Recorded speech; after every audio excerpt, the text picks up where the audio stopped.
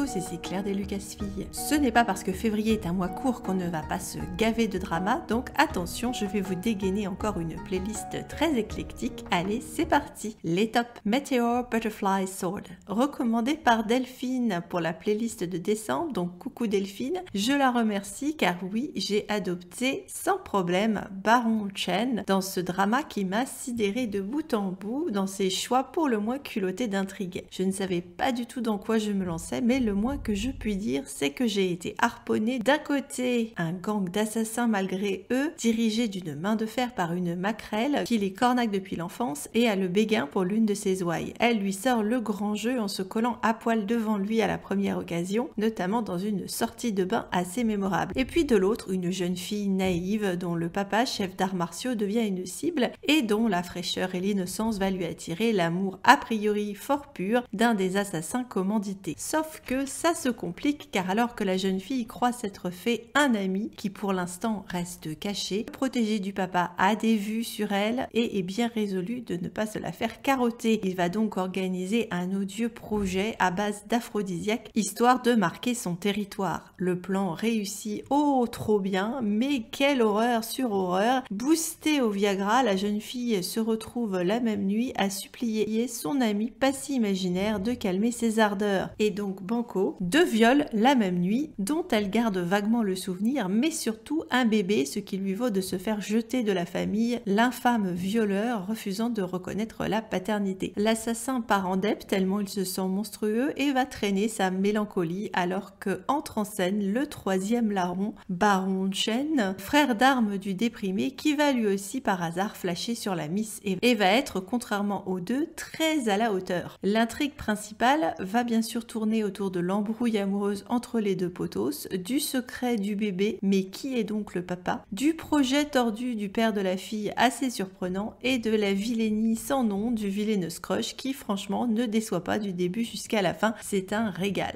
I Don't Love You Yet. Les Japonais font parfois des choses extraordinaires. Ce drama-là, c'était un gros coup de cœur pour moi, même si je dois dire que le premier épisode ne m'avait pas nécessairement super bien accroché. Mais j'ai adoré ces deux chouchous et leur histoire portée par les acteurs japonais. Deux amis de lycée se font le pacte de se donner une grosse somme d'argent à celui qui se mariera avant leurs 30 ans. Et vu que leur amitié très étroite est le frein principal à leur relation, autant dire que c'est mal barré. Tout part d'un malentendu. Il a déclaré maladroitement qu'il ne tomberait jamais amoureux d'elle et elle l'a pris trop bien au mot alors que visiblement il n'a Dieu que pour elle. L'enjeu, va-t-il se déclarer alors que revient dans la vie de la Miss son ex qu'elle n'arrivait pas complètement à oublier et va-t-elle partager finalement les sentiments de son friendzone à force de se régaler des boulettes qu'il adore lui préparer. Ce drama m'a collé le big smile tout du long et je me suis sentie très protectrice vis-à-vis de ces deux petits bichons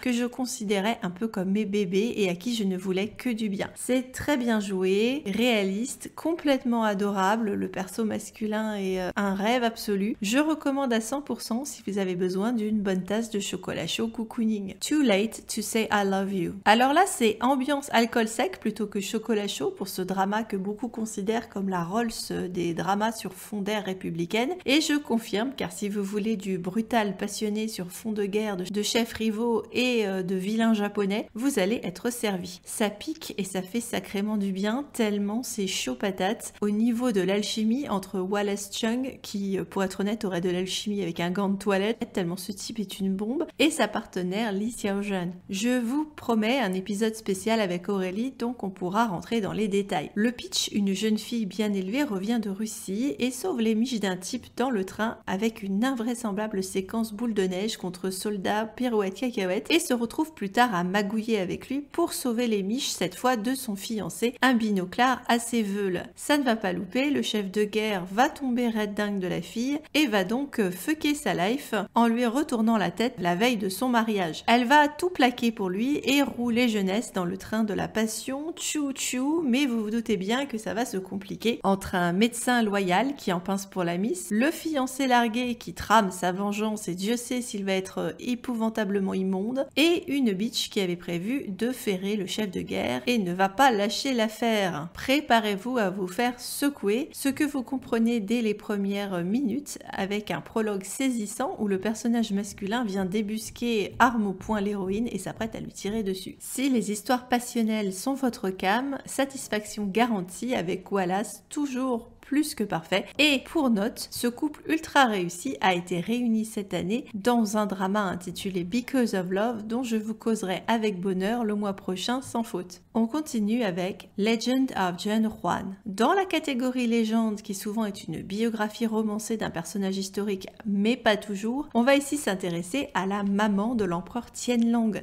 l'empereur fascinant de Yunxi Palace ou le gros bâtard de Juyi, c'est comme vous voulez. Attention, parti pris ici, Tianlong a des chances d'être vraiment littéralement un bâtard, mais on en recausera. Alors comme d'habitude, on a une jeune fille qui se retrouve envoyée dans le contingent de Minette au palais et qui va taper dans l'œil de l'empereur, pas seulement pour ses qualités et son intelligence, mais parce qu'elle ressemble fortement à la première impératrice et premier amour de l'empereur. Ce qui va bien sûr lui attirer bien des embrouilles dans l'ambiance bitch please du palais où tous les coups sont permis, empoisonnement, je te pousse dans l'escalier, pilule abortive, encens abortif, bref, toutes ces petites cervelles qui n'ont rien à faire de leur journée, à part attendre le bon plaisir de sa majesté, se creusant les méninges à se faire toutes les crasses possibles et imaginables. Merci la polygamie. Notre héroïne commence en mode tout le monde il est beau, tout le monde il est gentil, sincèrement éprise de l'empereur et en essayant honnêtement de se faire sa place au soleil. Bien sûr, au fur et à mesure des crasses, elle va apprendre et s'endurcir la mémère, notamment après un passage bannissement au temple bouddhiste où elle aurait dû finir sa vie en tant que nonne et où les bitches fleurissent aussi à la douzaine, mais oh surprise, elle va nous faire un comeback de la mort qui tue et ce ne sera plus la gentille fifille, d'autant qu'entre-temps, elle aura eu une histoire d'amour plutôt malheureuse avec le frère de l'empereur, un gentil gars dévoué. Pour les fans de la période Qing, on a les mêmes splendeurs de costumes que d'habitude. J'avoue avoir beaucoup zappé ces intrigues répétitives à droite à gauche, mais il y a du très bon casting avec la présence de Seven Tan en anecdote toute jeunette et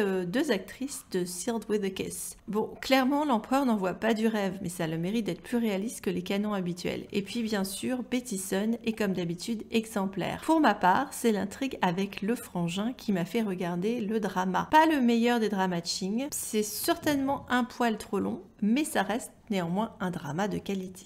Master Devil Do Not Kiss Me. Bébé Sing Fei était déjà au top dans ce drama lycéen qui évoque peu ou prou Boys Over Flowers, The Heirs ou It Started With a Kiss, soit une jeune fille en galère qui a perdu sa mère, mais dont le don d'organe de cette dernière lui vaut d'être recueillie et adoptée par la famille friquée d'un beau gosse bâtard qui la traite comme une merde avant de réaliser qu'il est tombé fou amoureux d'elle. Rien de bien original, mais c'est court et efficace et si on aime ce genre d'intrigue, tous les éléments sont là, hormis un et de taille, l'absence justement de baiser. Mais bon, certes c'est mentionné dans le titre, vu que l'on t'escamote le bisou fatal en mode action ou vérité, et que tu gueules devant ton écran face à cette supercherie. Les acteurs étaient-ils mineurs? Quel est ce bazar? Pourquoi cette embrouille? Sword Snow Stride. Quel engin bizarre et qui combine pour moi des moments d'intense brillance avec du grand n'importe quoi et parfois de grands moments d'ennui. Qui plus est, c'est incomplet puisque on part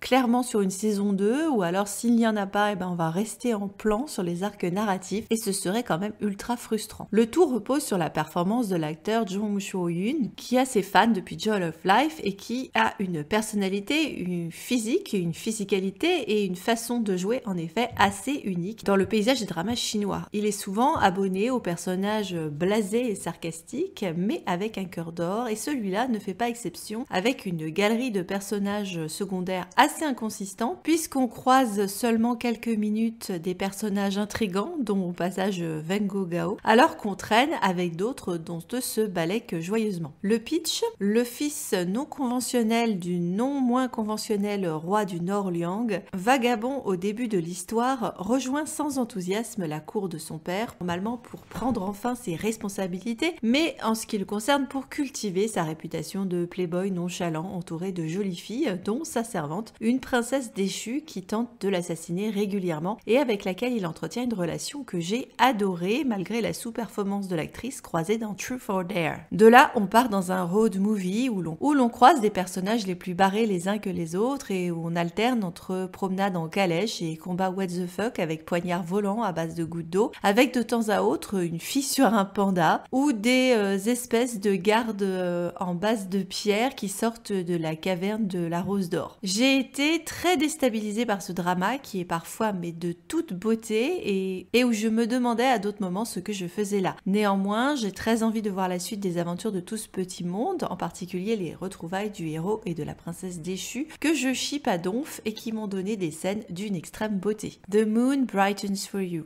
Autre drama avec Xingfei ce mois-ci, et peut-être un où elle m'a le plus surprise tant je trouve cette actrice d'habitude assez solide, mais son jeu ici en mode yeux écarquillés et sourire forcé au début m'a profondément agacée. Heureusement ça s'arrange par la suite, mais ce départ en Yangtze bis, je suis une fouteuse de merde rayon de soleil garçon manqué et un petit peu cervelle d'oiseau, ne m'a pas vraiment emballée. Ce qui ne m'a pas emballée non plus, c'est le personnage masculin principal interprété par le frère de Bai Tian dans 10 Miles, Yu Menlong, à qui il manque beaucoup de choses en fait, et dont le personnage ici m'a plutôt mis mal à l'aise. Le pitch, une jeune fille issue d'une famille de sectes d'arts martiaux a des ambitions d'héroïne au cœur pur et croise sur sa route d'un côté un aristo faiblard et blafard et de l'autre pratiquement son âme sœur, un bretteur avec lequel elle se frite avant de tomber amoureuse de lui. Le petit couple va rapidement roucouler pendant que l'aristo en blanc rumine sa jalousie et ses regrets d'avoir laissé passer la fille de ses rêves. Mais pas de chance Hortense, ou coup de bol pour l'aristo, le petit couple se fait séparer de manière assez dégueulasse par l'empereur et sa fille et du coup, vas-y que je t'embrouille, l'aristo va mettre enfin le grappin sur la miss. Autant vous dire que je suis Tim Bretter, interprété par Yalkun Mersat, et qui a beaucoup plus de sex appeal, enfin c'est pas très difficile, que notre aristo en blanc. Malgré toutes mes critiques, ça se laisse regarder sans trop de peine, et rassurez-vous, le personnage féminin s'arrange après les premiers épisodes. Love and the Emperor. Encore un drama qui surfe sur l'immersion dans un jeu, la version moderne du traditionnel voyage dans le temps. Vive la réalité virtuelle qui t'envoie en servante te faire mettre la misère dans un monde archaïque et misogyne qui pratique la polygamie, c'est le rêve de toutes les filles. L'héroïne qui bosse dans une boîte de développeurs de jeux lorgne sans succès sur son patron et après avoir surpris une conversation qui met le dernier clou dans le cercueil de ses illusions romantiques, elle décide de faire le cobaye sur un prototype de réalité virtuelle pas réussi, mode extra hard et coincée par un bug, elle va devoir essayer de gravir les échelons depuis le bas de l'échelle et incapacitée par une cicatrice sur le visage qui fait d'elle une mocheté donc, mais bien sûr ses qualités que sont sa gentillesse, sa joie de vivre et ses talents culinaires vont la conduire direct à toucher le cœur de l'empereur incognito. Souci, son patron veut essayer de la récupérer et il faudra donc choisir entre réalité virtuelle et réalité réelle. L'amour n'est-il possible que dans la fiction?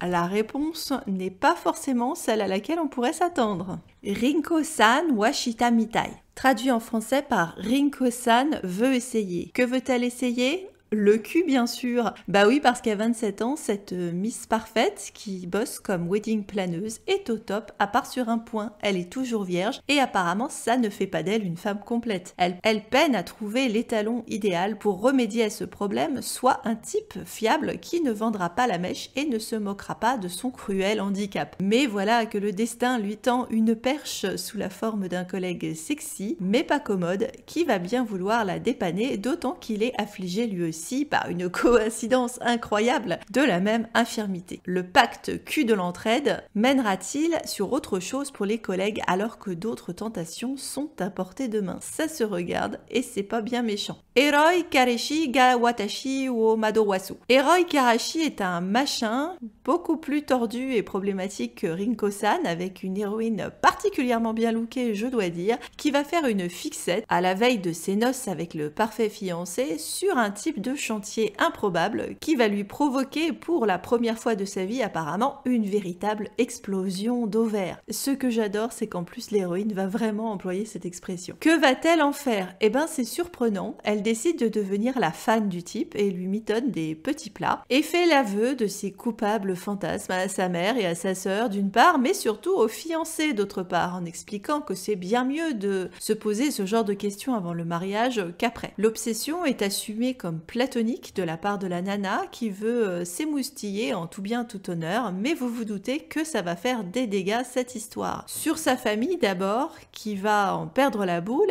mais aussi sur le fiancé qui va envisager l'affaire comme un passe pour la tromper, puisque lui sera beaucoup moins platonique dans sa relation extra-conjugale que la demoiselle. Et puis enfin, bien sûr, sur le bourrin qui va finir par avoir le crush aussi. Bref, c'est le bordel. Et du coup, va-t-elle défier les conventions en épousant un candidat improbable et sur papier beaucoup moins désirable et définitivement beaucoup moins distingué, ou rester dans le rang avec le monsieur parfait, pas si irréprochable en fait? C'est en fait plus mignon que ça en a l'air, et finalement assez réaliste malgré le gros délire du début avec la nana. Dans le fond, j'ai trouvé ça assez sympathique sans être extraordinaire. Par contre, gros coup de cœur sur le style de l'actrice. You are my hero. Ça n'est typiquement pas ma came au niveau du sujet et des personnages, mais j'ai tout de même donné sa chance à cette série pour la seule raison que le personnage masculin me permettait de retrouver l'adorable Gunani de The Rise of Phoenixes, ici en agent du GIGN chinois, et face à lui Sandrama qui était solide dans Oh My General et Love Me If You Dare et qui interprète ici un médecin. En soi, c'est un bon pitch pour Aurélie qui aime ce genre, mais que perso j'ai tendance à fuir comme la peste. Le début m'avait bien accroché avec une rencontre prise d'otage où le héros masqué sauve la jeune fille, mais ces deux-là se perdent de vue jusqu'à ce qu'une formation de la jeune femme pour devenir urgentiste en situation de crise lui permet de retrouver le dur au cœur tendre. Dans un premier temps, bien qu'il l'ait tout de suite reconnu, il refuse de lui dévoiler son identité et c'est charmant de malentendus et de maladresse, les deux acteurs jouant très bien. Et puis tu vas avoir du mélo avec la maladie du garçon, plus de prise d'otage et quoique ça reste bien joué, je me suis ennuyée d'autant que les personnages sont en mode de tension dans leur relation malgré leur profession trépidante. C'est peut-être normal cela dit. Néanmoins, c'est ce qui m'avait saoulé dans Descendants of the Sun, donc je dirais que si vous aimez Descendants of the Sun,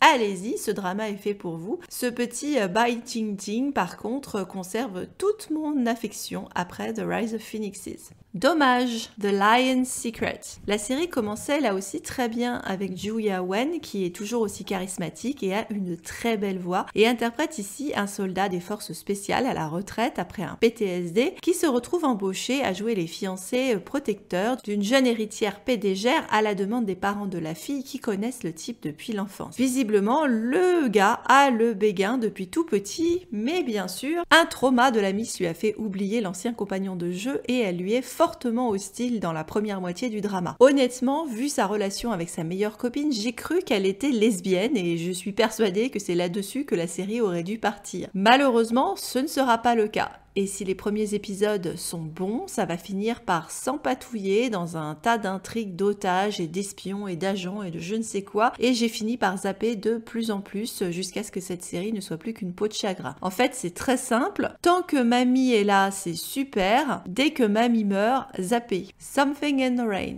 Là aussi, une grosse déception au long terme, alors que les premiers épisodes et les acteurs sont impeccables. On retrouve la chérie dans la vie de Yoon Bin et sa partenaire de Crash Landing on You, Son Ye-jin, en trentenaire déprimé par sa vie sentimentale que son dernier petit ami compare à du konjac inodore et sans saveur. C'est pas la fête à la cafette. Heureusement, et de manière inattendue, elle va retrouver très temporairement son groove lorsque revient de son séjour à l'étranger l'adorable petit frère de sa meilleure copine qui a le gros béguin pour elle et qui va lui apporter une grande bouffée d'air frais. Et là, tu mesures rapidement à quel point, face au poids sociétal et surtout familial, ça va être compliqué pour ces deux bichons, alors que déjà, il leur a fallu faire le grand saut pour s'admettre à eux-mêmes leurs sentiments avant de se les avouer l'un à l'autre. Comme le frère et la sœur sont un peu les pièces rapportées adoptées de la famille de l'héroïne, la mère va péter un câble et refuser la relation de sa fille. Ouïouïouï. C'est à ce moment-là que j'ai vraiment décroché, alors que les premiers épisodes m'avaient littéralement transporté tellement c'était tout beau, tout simple et hyper réaliste. Ça s'empatouille, ça s'embrouille, ça s'envasouille, c'est la merdouille et c'est décevant vu la qualité du drama au début. Que dire aussi de la bande originale qui au début m'a fait sourire avec des reprises de Stand By Your Man de Carla Bruni et Save the Last Dance for Me de Bruce Springsteen, sauf qu'on finit par te coller ces chansons jusqu'à la nausée à toutes les occasions et que tu vas finir par vouloir soit te faire exploser la tête, soit faire exploser ton écran. Il n'en reste pas moins que cette série a quelques scènes absolument magnifiques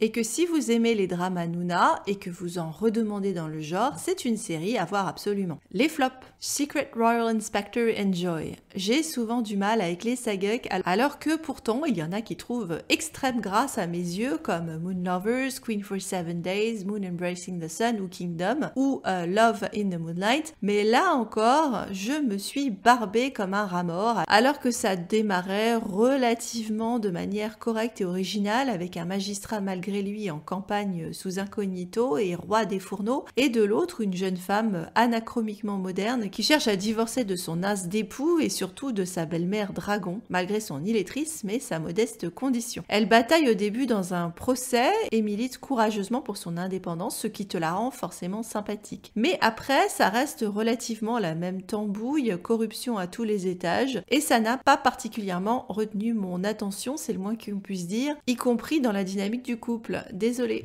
Marry Me. Contrat de mariage, costume, en général je signe direct et ici le perso masculin est joué par Sing Jiao-lin qui est capable de bonnes performances comme dans Princess Agents ou The Eternal Love. Et bien malgré un pitch pas idiot, rien de formidable là-dedans et j'en suis désolée. Un riche commerçant prête ses sous, ne veut pas se marier et sabote toutes ses blind dates jusqu'à ce qu'il trouve sur sa route une fouteuse de merde, fille d'un marchand de vin avec laquelle il se frite et qui a un projet vengeance pour mon chifou musicien qui est ici interprété très succinctement par Nikki Wu de Scarlet Heart. La fille est une musicienne extrêmement talentueuse qui, comme le héros, ne veut pas se marier et se trouve temporairement affligée d'une cécité. Le couple fait un contrat de mariage consenti pour des magouilles diverses et variées jusqu'à ce que, bien sûr, les sentiments réels viennent remplacer l'arnaque. Il y a un villainous crush, mais il n'est pas emballant. Il y a un effort de costume, car les personnages sont assortis, mais c'est pas réaliste. Il y a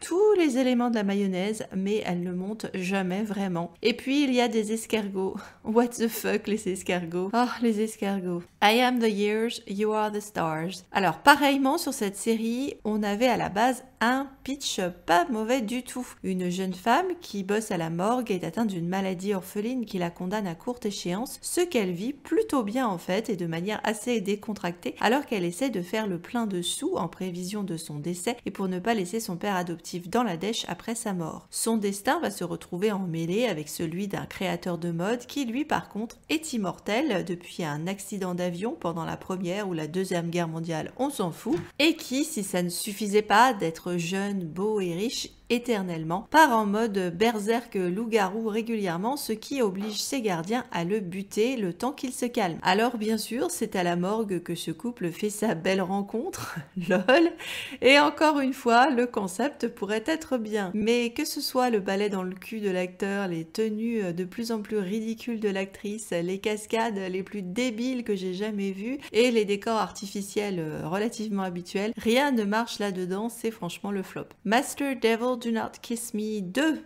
J'ai en effet embrayé direct sur la deuxième saison, d'autant que la saison 1 finissait un poil sur un cliffhanger. Malheureusement, ce n'est pas aussi réussi malgré quelques excellentes scènes. Trop de temps passé sur le retour du premier amour du perso masculin qui est une vraie bitch, à quoi d'autre s'attendre. Une histoire d'identité secrète de la nana dont on se foutait royalement et dont on n'avait pas besoin. Merci, je déteste. Pas de progression réelle pour les personnages et surtout toujours pas l'ombre d'un bisou alors que pourtant les deux persos couchent.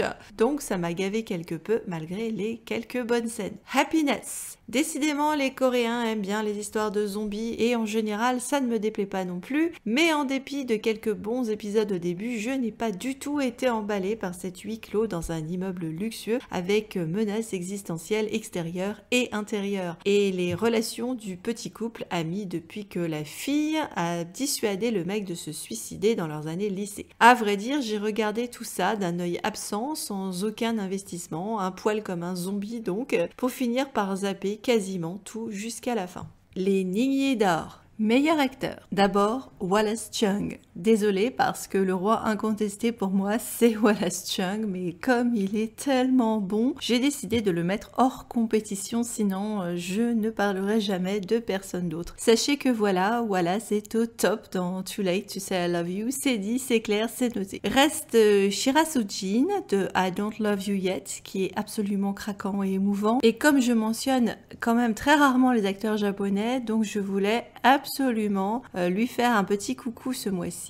Et puis Jong Jo-yoon, qui est en effet un acteur à part et à qui je voulais aussi faire une place sur ce mois drama pour sa performance dans Sword Snow Stride. Meilleure actrice, Song Ye-jin. Oui, Something in the Rain m'a déçue en fin de compte, mais pas cette actrice qui est hyper touchante et vibrante d'émotion dans ce drama. J'ai remarqué que s'il y a un drama Nuna, je finis toujours par mettre en avant l'actrice dans les Ningyi d'or parce que ça fait plaisir de voir de beaux personnages trentenaires, voire de cadras dans les dramas et que ce sont souvent de bonnes occasions d'avoir de beaux rôles féminins. Acteur dans un second rôle, mention spéciale à Victor Wang pour sa pourriture de villainous crush dans Meteor Butterfly Sword, mais je vais mettre en valeur Tyo Shin-ju, le Shifu manchot dieu de l'épée de Sword Snow Stride, qui est un sacré personnage roublard et attachant et qui, comme moi, ship à fond les héros. Actrice dans un second rôle, Lian Liu. Formidable mamie dans The Lion's Secret, la très classe Lian Liu qui est ici en mode casque blanc et que l'on a pu croiser en mère de Howie Claw dans Sealed with a Kiss, en douairière dans Wei Yang, Lu Jun ou ce mois-ci dans Legend of Jun Hwan, est une sacrée actrice et ici en grand-mère sensible, atteinte d'un cancer en phase terminale qui souffre en silence pour ne pas gâcher ses derniers moments avec sa famille. Elle est encore une fois épatante et bouleversante. Meilleure musique.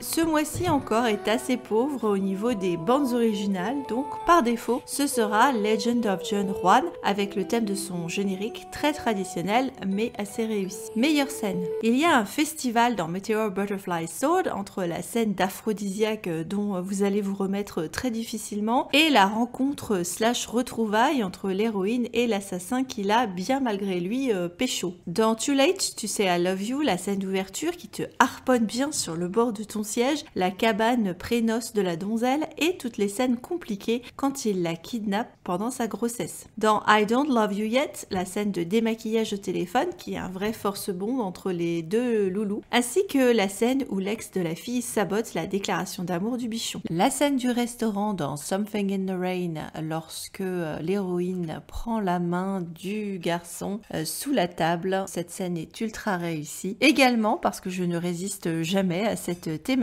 qui est toujours l'occasion de bons gags. La scène dans l'hôtel de Master Devil Do Not Kiss Me avec Ranyanya et embrouille à la capote. Bon, typiquement quelque chose qui fonctionne toujours pour moi. Les pépites se trouvent du côté de Sword Snow Stride avec la scène où le héros ivre finit dans le lit de sa servante juste après avoir déclaré connaître par cœur le chemin de sa maison, ce qui permet de bien comprendre ses sentiments envers la jeune fille. En fait, à chaque fois que le personnage masculin est en interaction avec la servante, c'est un bonheur, jusqu'à l'apothéose de la séparation à l'épisode 33 qui est une merveille de déclaration d'amour tout en symbolique et quasiment sans un mot. J'ai été emballée du feu de Dieu dans cette scène par l'intensité de l'acteur et la manière dont c'était scénarisé et mis en scène, même s'il manquait toujours un chouïa de la part de l'actrice, mais quelle pure beauté que cette scène. Voilà, c'est tout pour ce mois-ci. N'hésitez pas à me partager vos coups de cœur, votre playlist du mois, à réagir aux précédents dramas que je vous avais proposés ou à ceux qui sont proposés ce mois-ci. Merci encore tout plein à celles qui le font sans faute chaque mois. Je suis toujours hyper contente de vous retrouver ici. C'est un vrai plaisir que cet échange avec vous et surtout, bon binge watch!